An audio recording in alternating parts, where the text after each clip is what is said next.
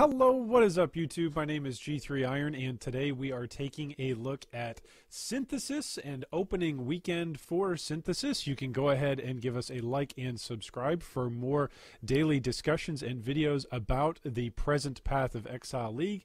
Welcome to all of you who have joined the channel recently. So today we're going to take a look at the opening weekend and some first impressions. We're going to take a look at the encounters, rewards, items, and a little bit about how Synthesis is gateway to maps potentially, and then I'm going to make a couple of predictions that are 99% sure to be inaccurate, and then we'll wrap up with some discussion topics. I always love the discussions that we have together here in the G3 community, so feel free to share your own opinions and experiences of gameplay in Synthesis so far, and all of the different things that you've been enjoying, as well as the things that maybe you haven't been enjoying, with some constructive criticism. So first off, Synthesis encounters themselves.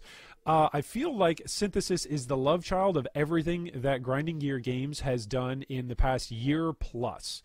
And what I mean by this is simply all of the different league mechanics and different game mechanics that we've really interacted with have come alive and been shown off in Synthesis in some way, shape, or form, in some sort of love child, whether or not that's a bastardized love child and you think it's terrible, or if you think that that is the wonderful epitome of what it means to be the favorite child. Well, we'll get to that later on down the road.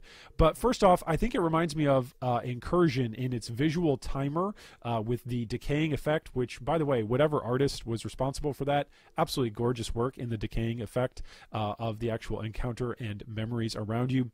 It's very similar to Incursion, Breach, Abyss, and Tormented Spirits in that they all have got visual timers, visual cues that they're going away. Breach, of course, expanding and then collapsing in on itself. Abyss with potentially more rewards in the Abyssal Trove at the end of it if you complete it in enough time. And Tormented Spirits, of course, who physically leave the zone if you don't complete them in enough time. It also reminds me, Synthesis also reminds me of Delve in that it is a massive choose-your-own-adventure style of planning out for future interactions with the league mechanic. And we'll get into this, that it's a little bit almost as comprehensive and maybe potentially more confusing than the Atlas, but also with that amount of confusion also comes that level of depth. So very much similar to Delve in that it is just this massively interactable and changeable way to play the game, whereas Delve says, hey, here's a preset randomized dungeon for you to go through, and here's 4 or 5 different ways that you can approach the dungeon. Synthesis says, how about if you build the dungeon? How about if you build the interactions? How about if instead of saying there's an atlas and you need to fulfill these different layouts and tile sets, you get to pick the layouts and the tile sets and how they interact? Thirdly, Synthesis encounters remind me of the Atlas, that it's got customized tile sets, encounters, potentially mini-bosses, monsters, and even potentially unique zone drops to the Synthesis dreams and memories themselves.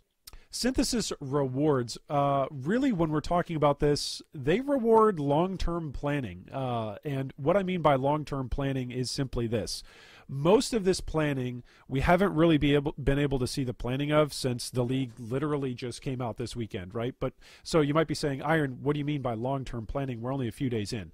Well, we can project that as time goes on, we'll all become more knowledgeable about the best layouts, the best rewards, and the best tools to manipulate the Nexus to target farm profitable results for our goals.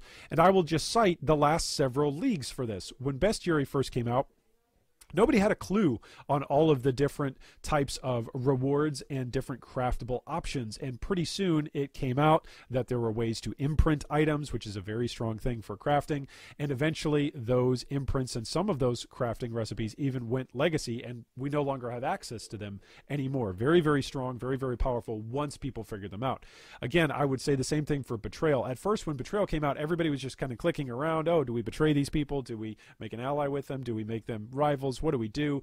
And then people figured out how to target block and target farm in Betrayal to Betrayal block things, certain encounters, and boom, the whole meta changed from there on out, and the entire impression of the league changed. And Synthesis reminds me very much of those two leagues. Now, Bestiary is an example of a league that didn't go over well because for lots of different reasons, but one of those reasons Simply being that the league mechanic itself was very, very confusing, and while there were rewards to learn about and long-term planning that when involved, there were simply too many different UI and gameplay mishaps to make it really enjoyable. Whereas Betrayal, we all figured it out, and there was enough UI improvement throughout the league that many of us were able to enjoy Betrayal. So Synthesis kind of has two different roads that it could go down. Is it going to take the Betrayal route, or is it going to take the Bestiary route? Well, we've yet to see, and of course we'll see that in the coming days and weeks ahead. But that's what it's reminding me of in terms of its long-term planning. In terms of its short-term speed, each zone containing Kavas is essentially an extra bonus amount of XP, of items, potentially maps, cards, currency. It's similar in concept to the loot pinatas of strongboxes, of Elder and Shaper influenced maps, of breaches, of harbingers, of abyss, of torment. Like, it's very, very rewarding to run these extra instances, and the only thing it costs you is time. It's essentially a mini map inside a map. It reminds me a lot of Zana in that regard, that when you go down a Zana loophole, you know, there are all sorts of memes about at the end of a play session, you might just say, oh, I'll just do one more Zana map, or sorry, I'll just do one more map, right? And that, of course, becomes a Zana mission, which, of course, becomes fulfill another Master's mission, which then, of course, opens up another encounter, which, of course, gives you enough, you know, fragments or breach stones to go complete something else, which, of course, gives you something else, right? And before you know it, you were saying, I'm just going to do one more map, and there's 6 more things for you to do, right? It's very, very much reminding me of that. Like, hey, I'm just going to do one last map and one last canvas. Oh, wait, he gave me the memory fragment that I need to complete this particular tile set on the Nexus, which now I can go run and have a bunch more extra, you know, loot or farm or a bunch more options to get to this other rewarding zone. So Synthesis rewards both long-term planning as well as short-term speed actually running and interacting with the league mechanic. Synthesis items are interesting and powerful. They provide another layer to crafting that really is ridiculous. And in terms of the amount of power that we're looking at here, I've got a couple of things to compare this to.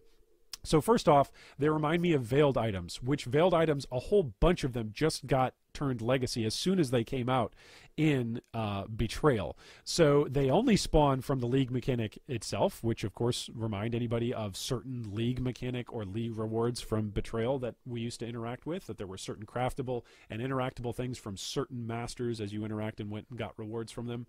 They're potentially incredibly powerful. So a lot of people are posting memes right now about fractured items and how useful they are, you know, posting things like, oh, this, you know, fractured item has got 8 life on it, or 8 intelligence, or 17 accuracy, right? That's not really that great.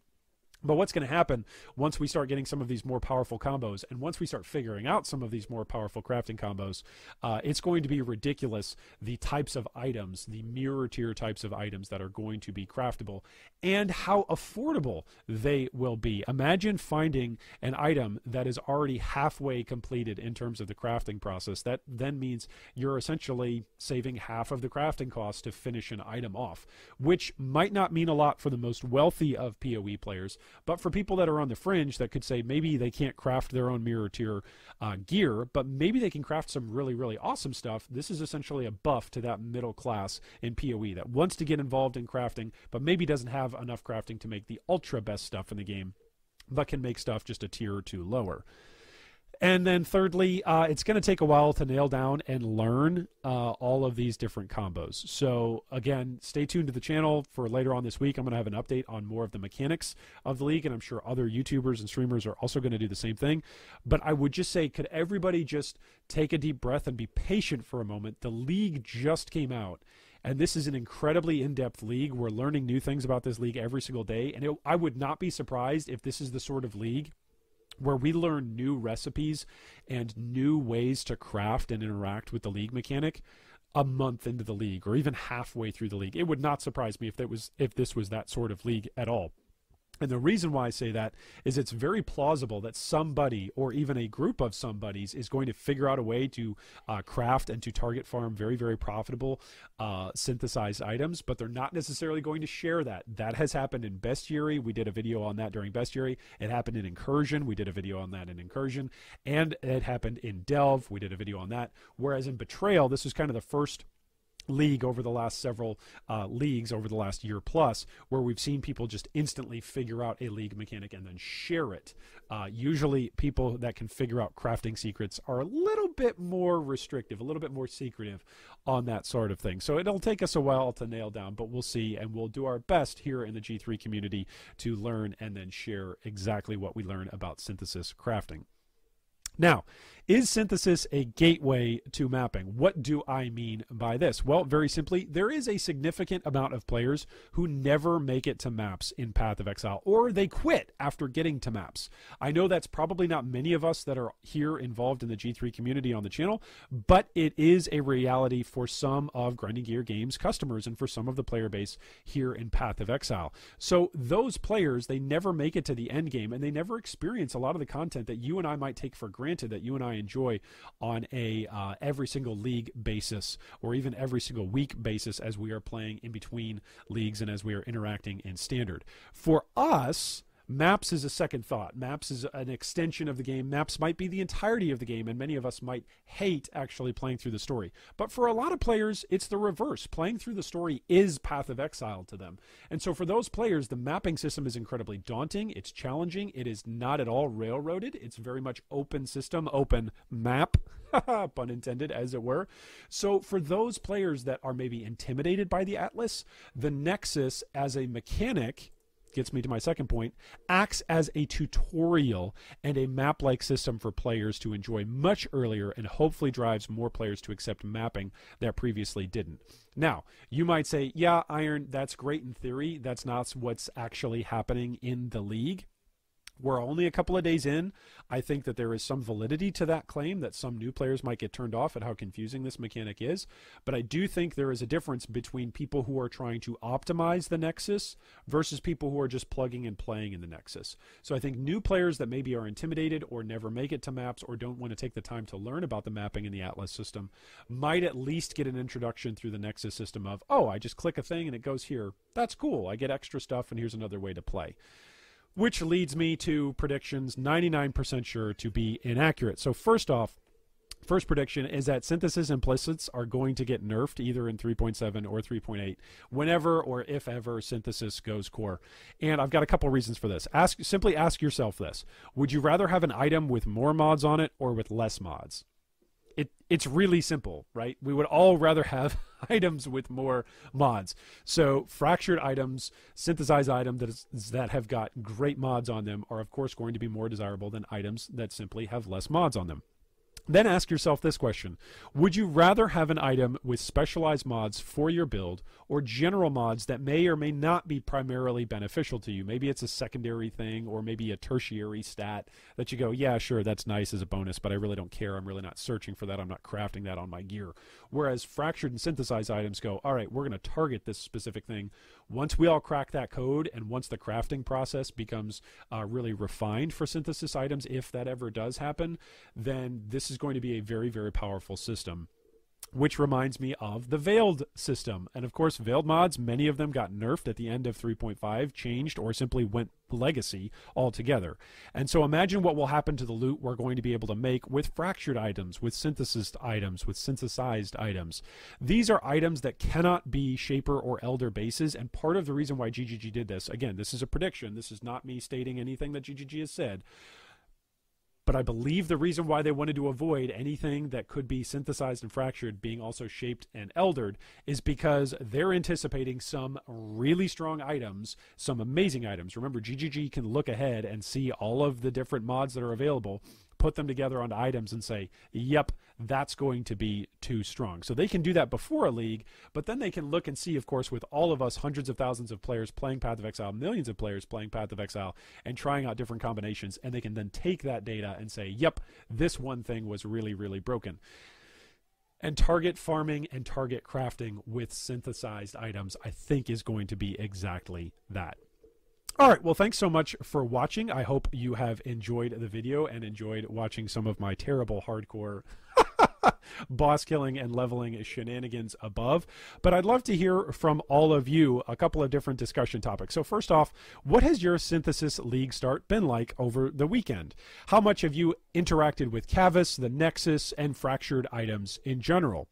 In a word, in a single word, if you were to reply to somebody who asked you in a word, how would you describe your own feeling? Not somebody else's, not Reddit, not a forum thread, not a streamer, not a YouTuber you heard, but your own feeling when you're playing Synthesis Encounters. What's the one word that you would use to describe it? And then fourthly, what predictions do you have for the league? Hey, maybe I'm not the only person that can make wrong predictions about the league. Feel free to leave us a comment down below and let us know the answers to all of those different discussion topics and questions. And of course, if you've got feedback, ideas, suggestions, love to hear those as well and read those and engage with you all down in the comments. Thanks so much for watching, and a special thanks to all of our supporters and my family that let me get some awesome Synthesis playtime in hardcore this weekend. I only died once on a witch, and I've currently got a Shadow, Hierophant, and a Duelist all alive in acts like 5 through 2. So thanks so much for watching, and I hope that today is the day that a Mirror of Kalandra drops for you as you are playing Synthesis League.